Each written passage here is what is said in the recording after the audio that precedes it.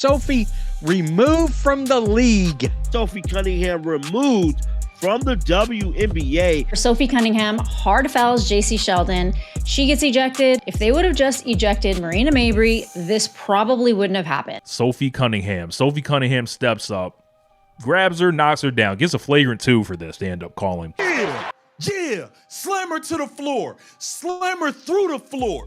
Y'all want to play dirty? Sophie gonna hold it down. Enough is enough, bruh. What is going on? What just happened in the WNBA has everyone talking, and not for the reasons you'd expect. Sophie Cunningham gives a take foul, a very hard one.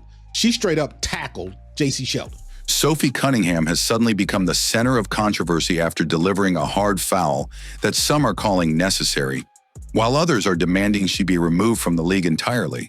Somebody said sign a petition and remove Sophie Cunningham from the league. So this is a petition to get Sophie Cunningham removed from the WNBA. Where she displayed tonight was disgusting.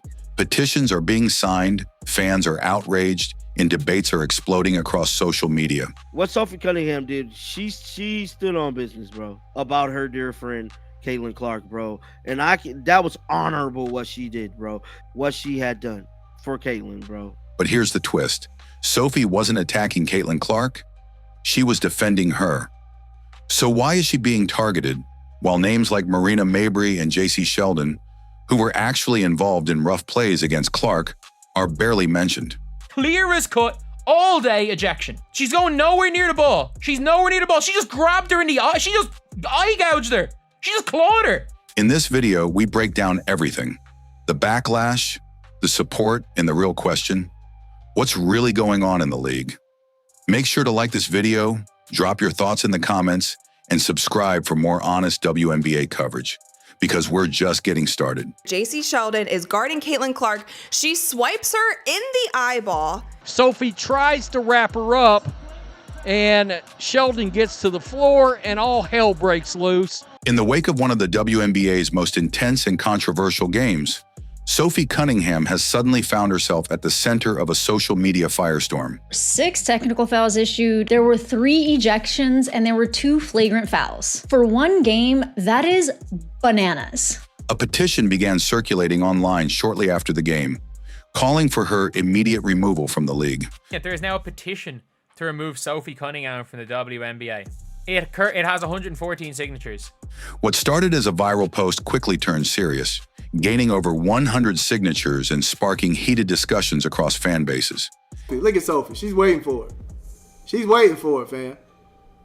And then I see why Allen got kicked out. Allen went for the throat. Allen went for Sophie's throat. Literally have her hand on her neck right there. Oh my goodness. But she's focused on Sheldon. So she reaches for Sheldon, grabs the back of her head. Is Sophie handling both of them? Oh my goodness. It looked like Sophie might have one hand on Allen, the other hand holding on to Sheldon's hair or the back of her head. Oh my goodness. The outrage stemmed from a hard foul Sophie delivered, which some fans labeled disgusting and dangerous. But others saw the exact opposite, calling her actions justified, even honorable, as she stepped in to defend her teammate, Caitlin Clark, after a series of rough and unpunished plays. What? Bing! Poked her right in the eye. Marina Mabrey completely shoves Caitlin to the ground. JC Sheldon scratched her in the eye. Like, she literally, you can see it here. She's just clawed her. What is going on? WNBA, y'all need to get this under control. This is ridiculous. To understand the full picture, you need to look at what happened during the game. Caitlin Clark was first poked in the eye by JC Sheldon and then thrown to the ground by Marina Mabrey, all without anyone being ejected. The referees were heavily criticized for losing control of the game and failing to protect one of the league's most high-profile rookies. This is, of course, Sophie and Sheldon going down the floor. Sophie tries to wrap her up, and Sheldon gets to the floor, and all hell breaks loose. And Sophie said, I'm not having it. I'm not having it. We'll go. We'll go. So there's that. JC Sheldon is guarding Caitlin Clark. She swipes her in the eyeball. Caitlin Clark nudges her off because JC stays in her face. And then Tina Charles runs over and is kind of wagging her finger in Caitlin Clark's face. And then Marina Mabrey comes out of nowhere. That's when Sophie Cunningham stepped in. She delivered a hard foul, not reckless, but intentional, to send a message. For many fans, it was the moment someone finally stood on business, a phrase that's been used repeatedly online to praise Sophie for doing what the officials wouldn't. Sophie Cunningham stood on business. So all these damn petitions and all these little stupid things they're trying to do, these little freaking fines, we don't care about none of that. Despite this, the backlash against her exploded. A Dallas Wings fan page even went so far as to call for a boycott of the All-Star game if the league didn't take action against Cunningham. Ironically, while Sophie is facing public attacks and petitions, the players who actually initiated contact with Clark, Sheldon and Mabrey, are barely being discussed. Caitlin Clark was just assaulted bad. This is the worst one ever, bro. She was literally poked in the eye, then pushed to the ground. This double standard has left many fans questioning the narrative. Why is Sophie being singled out? Why is she being villainized for standing up, while the actual aggressors are walking free? As the controversy grows, so does the support for Sophie Cunningham, who more and more people now see as the one player who had the courage to step in when it counted most. Watch this. Look, Caitlin pushed her, get off me. And look at Marina Mabrey. I mean, I just cannot believe this. All fans are pissed off. Caitlin Clark says, "Get your hands off me," and then here comes... The drama started in a way that's become all too familiar in the WNBA lately. Another game filled with cheap shots, missed calls, and one very dangerous moment. But this time, the fuse finally lit the explosion. In a high-tension game between the Indiana Fever and the Connecticut Sun, Sophie Cunningham made headlines with a hard foul on JCS Sheldon in the final moments. JC gets ejected.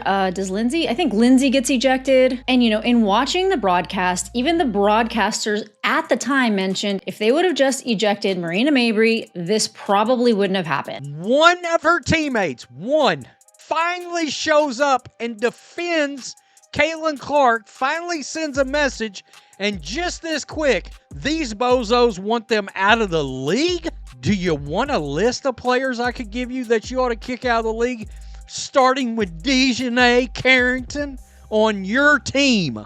She should have been bounced out of the league. She makes the league look terrible. Cunningham was ejected immediately, but what really sparked the chaos wasn't just that hit. It was everything that came before it. Earlier in the same game, Caitlin Clark was the target, again. She's going nowhere near the ball. She's nowhere near the ball. She just grabbed her in the eye. And the craziest thing is, they did not even eject Marina Mabrey from the game. If that doesn't get you ejected, what has to happen for you to get ejected? Marina Do you have to Mabrey murder somebody blindsided on the Clark with a floor? dirty shove, Like, what is going knocking her on to with the the ground while she WNBA? was clearly dazed and not even looking. This wasn't a standard physical play. It was deliberate. It was targeted. These players wasn't even ejected. Marina Mabrey basically just did what Kennedy Carter did on a whole nother level. I mean, this right here is crazy, dog. This is crazy. I just cannot believe this is still freaking happening, bro. And the league did nothing at the moment. No ejection, no major penalty. Mabrey remained in the game, smiling, while Clark held her eye and fans watched in disbelief. That lack of action by the officials sent a dangerous message. Physical abuse of Caitlin Clark is fair game. Sophie Cunningham steps up, grabs her, knocks her down, gets a flagrant 2 for this, they end up calling. Sophie takes a step back, gathers herself. JC Sheldon kind of gets up, and another teammate, I don't recall the young lady's name, tried to get in Sophie's face. Sophie fights him back. They're running each other, and they start choking each other. And, you know, Cunningham's kind of in control, seemingly, because Sheldon's head is getting, like, pushed down. So when Sophie Cunningham fouled JCS Sheldon, it wasn't random. It wasn't just reckless. It was a message. A direct answer to what had been building up for over a year. Clark getting knocked around by players while her teammates, the refs, and even the league remained silent. JC Sheldon of the Sun poking her in the eye. And then a bigger problem might be the fact that Marina Mabrey of the Sun comes up and just shoves Caitlin Clark, look at that, straight to the ground from behind. And again, that's shades of Kennedy Carter. This time, Cunningham made sure someone stood up for Clark. And that's why it hit so hard. Not just physically, but emotionally. Because for once, someone in a Fever jersey wasn't just walking away from the abuse, they responded. But the reaction? That's where things get insane. Fans, especially those long critical of Clark and the growing audience she brings, went on a full attack. A petition was started to have Sophie Cunningham banned from the WNBA. She was branded dangerous, dirty, and a threat to the league. The very people who ignored Marina Mabrey's cheap shot on Clark now demanded that Cunningham be punished for doing what the refs wouldn't: protect a teammate. I feel like Sophie Cunningham was the only one who would have done something back if she was on the floor. Sophie Cunningham got her. Sophie Cunningham got her. And I mean this when I say this. This would have been a flagrant 2, except for the fact that they allowed Marina Mabrey did what she did. This possibly should be a flagrant 2. She got her around the neck. And then JC Sheldon gets up. And then Sophie immediately goes at JC Sheldon, grabs her. While Sophie Cunningham is being painted as the villain in some corners of the internet, a large and growing number of fans are calling out what they see as hypocrisy and selective outrage. The reality is, Sophie wasn't the one who started the chaos. She was reacting to it. The physical plays that targeted Caitlin Clark earlier in the game were far more dangerous. JC Sheldon poked Clark directly in the eye, and not long after, Marina Mabrey slammed her to the ground.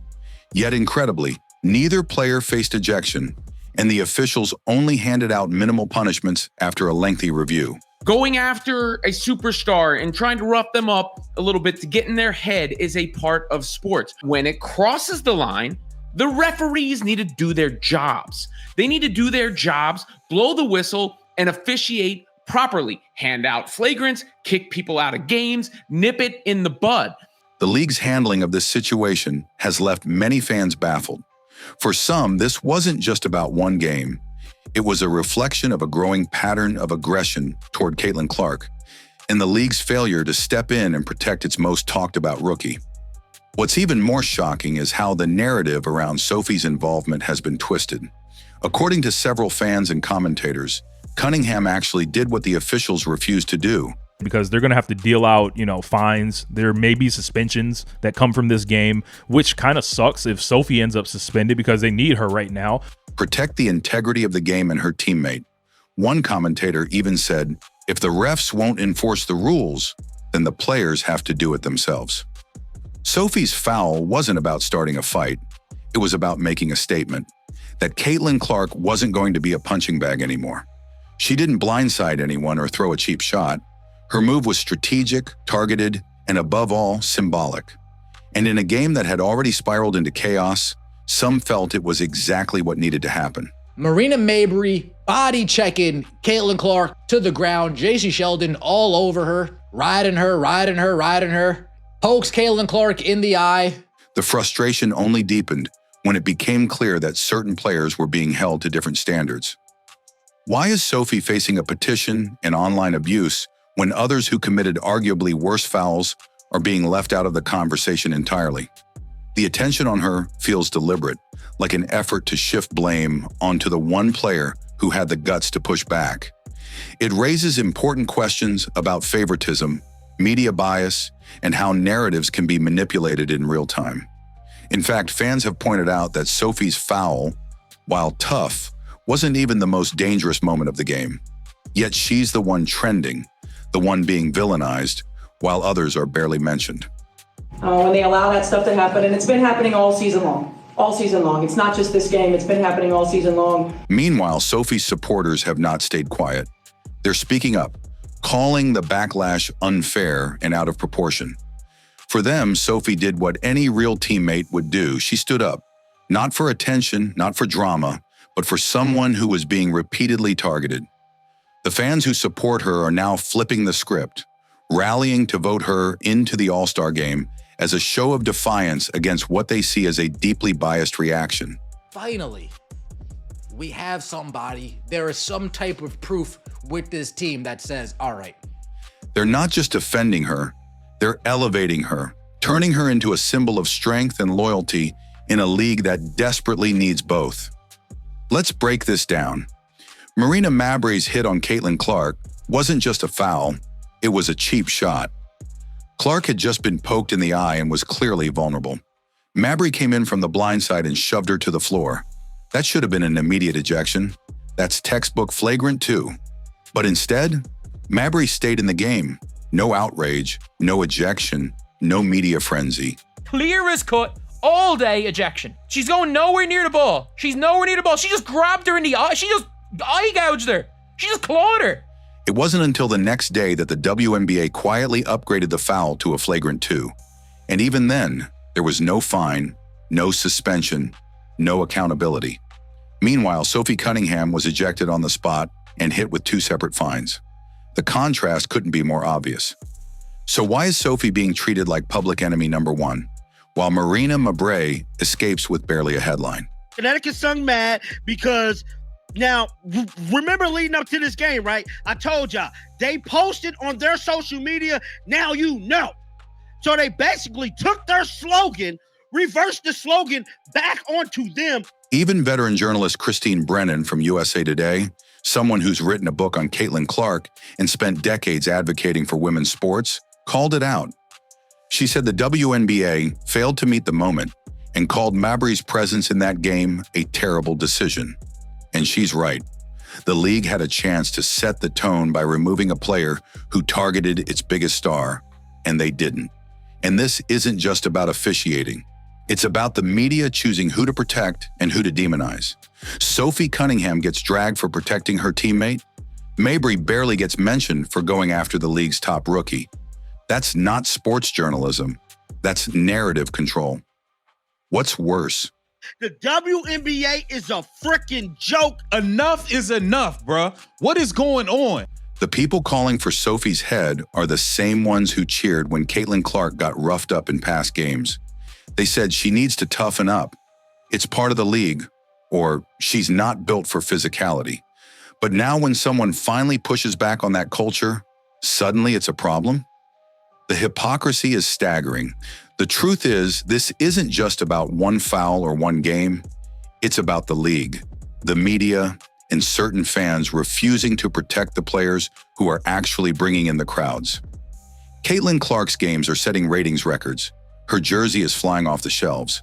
But when it comes to defending her on the court or off, it's always silence.